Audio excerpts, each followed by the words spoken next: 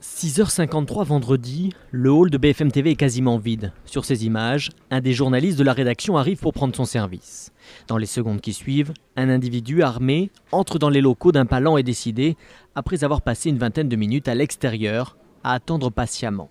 Dans le hall, plusieurs personnes sont présentes, un invité sur le départ, un agent de la sécurité et un rédacteur en chef qui vient récupérer ses journaux, directement visé par l'individu.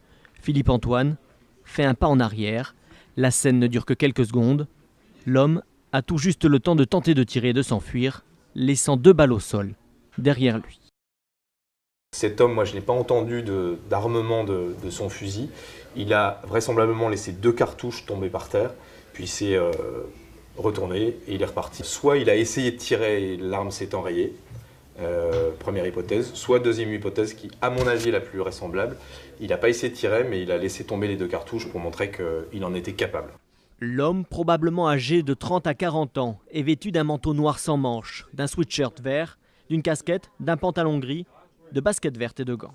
Le visage, je dirais que c'est quelqu'un de type européen, mal rasé, 30-40 ans maximum, mais il avait les cheveux cachés, donc pas possible de donner la couleur de ses cheveux. L'individu armé n'est resté au total que 22 secondes dans les locaux de BFM TV et n'a prononcé qu'une seule phrase, en forme de menace. Il ne s'est pas adressé à moi directement, il a dit une phrase que je n'ai pas entendue parce que j'ai eu un mouvement de recul et je pense que dans l'émotion, voilà, on ferme les écoutilles et on ne s'en souvient plus.